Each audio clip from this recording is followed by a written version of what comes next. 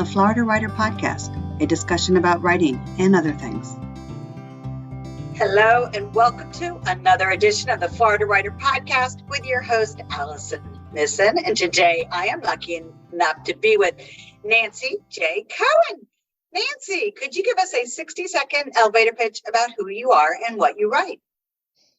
Well, I write the Bad Hair Day mystery series featuring hairstylist and salon owner Marla Vail. She lives and works in South Florida. So that's her basic information. And I can imagine that Bad Hair Day is inspired by living in South Florida. That, and I can't do my own hair for beans. I mean, I have to go to my hairstylist if I want my hair to look at all decent or styled. I can't even use a curling iron. I'm afraid I would burn my fingers. So I greatly admire the skills of a hairstylist. That's fun.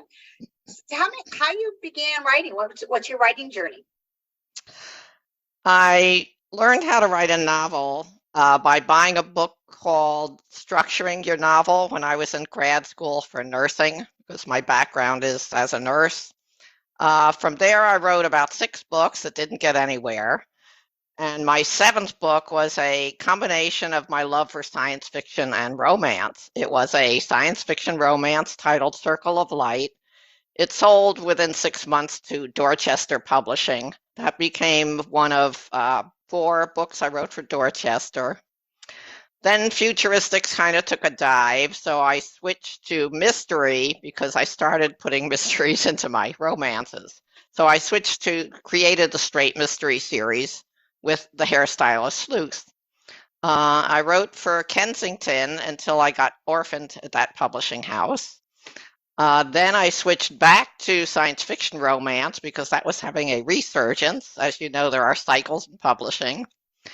I wrote 4 books for Wild Rose Press at that time. And then 5 Star picked up my mystery series again. I was very lucky. I wrote 4 books for them before they dropped their entire mystery line. At that point, I decided to go independent because I was tired of these fluctuations. And I've been publishing indie ever since. Do you find that there's the same cycles as an indie publisher? Well, yeah, I mean, subgenres are always, sometimes they're more popular, sometimes they're not. Fortunately for cozy mysteries that I write now, they will always have an audience. They are always popular. They have dedicated fans, and that you can just keep writing as long as you're able to do so, which is fortunate. Mm-hmm. And what inspired you you explained why you shifted around, but why mysteries? Why did you dive into mysteries? I like reading them. I mean, that's number one. I discovered humorous cozy mysteries through Jill Churchill. She had very punny titles, and I like humor when I read. So the lighthearted mysteries with a happy ending, nobody gets terribly hurt, there's no bad language. This is the definition of a cozy mystery. You have the amateur sleuth, you have no graphic violence, nobody gets terribly hurt, and justice is served. So I began reading them as a fan and then decided I really like the plotting element of determining who the suspects are, what their motives are, how the crime might have been committed, and that's how I got into writing cozies. I might add at that point, too, there was no definitive writing guide for authors on this topic because it was a subgenre that was kind of like your romance genre, written by women for women, and I felt it deserved more respect. So at that time, I wrote Writing the Cozy Mystery, which is probably my most popular book currently. But that was a need that I felt in the marketplace. Well, give me some pointers on writing a cozy mystery. You have an amateur sleuth who lives in a distinctive neighborhood. It can be a small town. It can be a precinct in a certain community within a city. It could be a tourist area, as long as you have a distinctive flavor to the location. So the setting is almost a character in itself. And then you have a cast of continuing characters that will follow the sleuth from book to book because series are preferred in the cozy mystery genre. And for each title, of course, you need your cast of suspects. So I create what's called a setting within a setting, which is within South Florida, within the town that Marla lives in, for example. Each story takes place in a different location. And this is the setting within the setting, which often comes with a built-in group of suspects. So you know your victim, who had the reason to want the person dead. You give each person a secret, and then your sleuth gets involved. So all this gets kind of determined before you start writing the book. All right, that lends my next question to you are not pantsing it. Actually, it's not a question, that's a statement, but it sounds to me like yeah, I'm a plotter. I write a synopsis before I begin writing the story. I have the characters, the suspects developed. I may not know how they're going to get exactly from point A to point B, but I know where they have to go. I may not even know which one is the killer. It could be the suspect with the strongest motive, or that person could turn out to be the red herring. So, yeah. So there's always surprises. I mean, once you're writing a story, there's always twists that you didn't see coming. And that's the exciting part. Do you have a favorite twist that you didn't see coming out of all the books you've written? Well, there's characters that show up that I didn't expect. I like cruising, and I saw this beautifully dressed elderly lady on a cruise who wore these very coordinated outfits. So I asked her where she got her clothes, and she said she got them in Paris. Well, she became the Countess in the cruise ship story that I was writing, even though I hadn't written her in initially. Then, of course, I had to see how does she relate to the plot, etc. So surprises like that are exciting because you don't see them coming. And how much do you research for each book? I do a lot of research because what makes each book exciting for me is to learn something new. And I like different eclectic topics. For example, in Tangled Murder, which is my new book coming out, I researched, among other things, buttons. I thought, where do buttons come from? How long have we been using them? Why do men and women button their shirts differently? So I learned about that. It's in the story. I learned about, I had been to a living history village, which is what inspired the story to begin with. The story takes place at a living history village over July 4th weekend when Marla and Dalton attend a battle reenactment and they find a dead body. So I researched battle reenactments, like which one would I have in my story? And of course, Florida, that goes into Florida history. So the battle reenactments, some seminal history to different foods, like in the living history village is a farmer. He grows corn. What do they use the corn for? And the Seminole camp uses it. He also grows herbs. So one thing can lead to another, but any topic I'm interested in, I will look at. Well, that's fun. I love the button story. I'm very intrigued now. I need to go check it out. I'm like, why do men and women? Yeah. I know I created a hat box one time and I wanted to be able to close it. And I actually sewed a button onto the top and drew and created a little slit for the top of the box. So. Oh, cool. It was not the prettiest hat box, but it works. In terms of writing and your career, it sounds like you've been writing for a long time. Well, I have 30 published works, and my first one came out in 1994. This is 2023, so that's almost 30 years. Yeah. I started back in the day when we didn't have computers. We had to use a typewriter and copy everything and send it out by mail. Yeah, the old days. Right. Things are easier now. Mm-hmm. That is true. That is true. So what's been the best part and the most challenging part about your career? The best part is feedback from readers, most definitely. When a reader asks you, when is your next book coming out? I can't wait. I mean, that's the most exciting thing. That's the reason why I write and why I keep writing.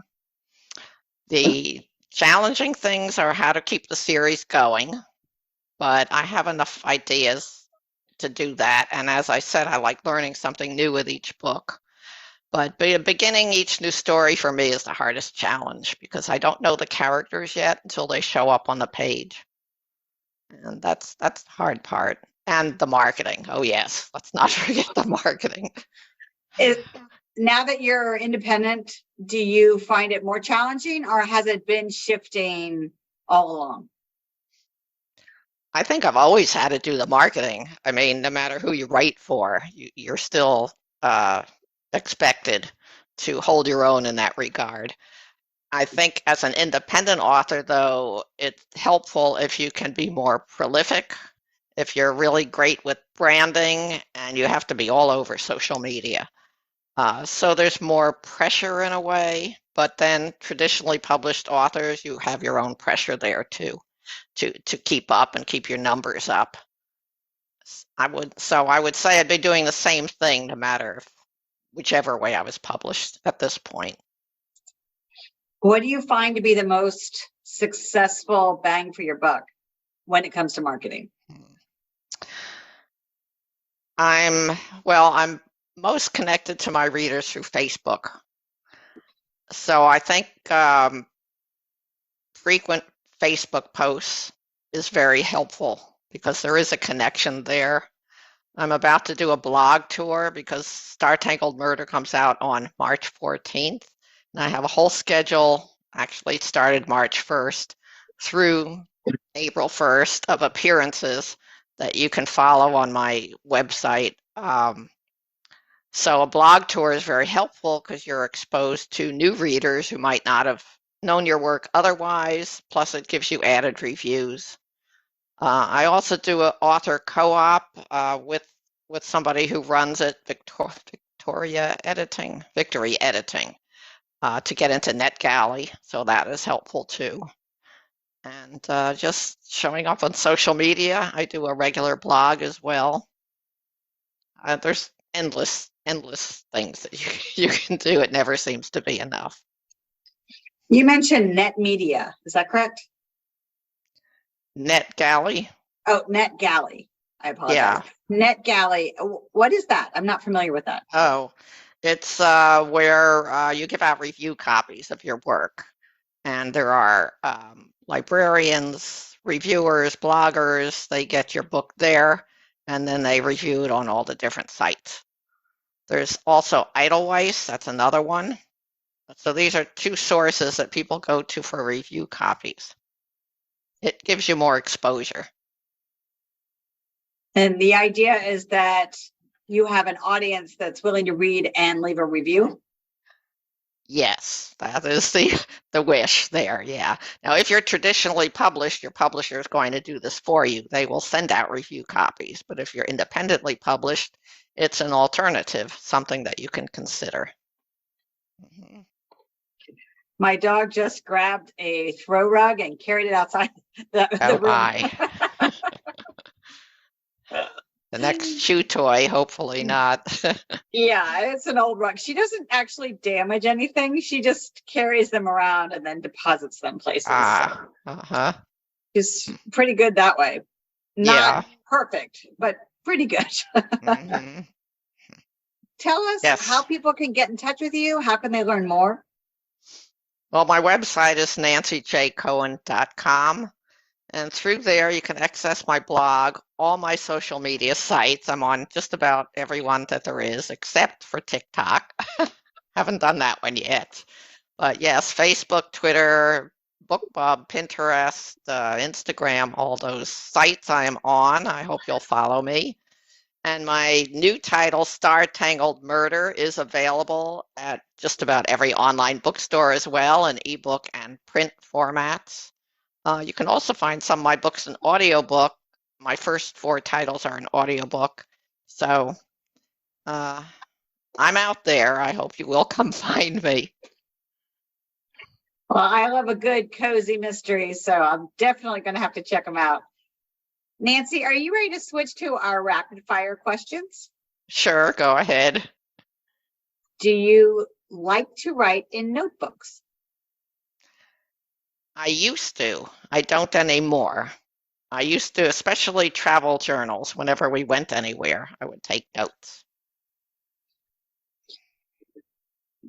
Do you prefer face-to-face conferences, or would you like to attend more online conferences? Face-to-face, definitely. You get tired of Zoom after a while. Yeah. And last question. What is your favorite color? Red, which I'm wearing. Yeah, have a red shirt on. Awesome. Well, Nancy J. Cohen, thank you so much for stopping by. Thank you, Allison. I appreciate your having me here. It's been good chatting. You have been listening to another edition of the Florida Writer Podcast with your host, Alison Nissen. Allison out. Boom. We're all done. Okay, thank you. That was easy. Nancy J. Cohen writes the Bad Hair Day Mysteries, featuring South Florida hairstylist Marla Vail. These books have won numerous awards, along with her nonfiction titles, Writing the Cozy Mystery and A Bad Hair Day Cookbook. When not busy writing, Nancy enjoys reading, fine dining, cruising, and visiting Disney World. For more information about Nancy, visit her at nancyjcohen.com. For more information about the Florida Writers Association, visit us at floridawriters.org. Until next time.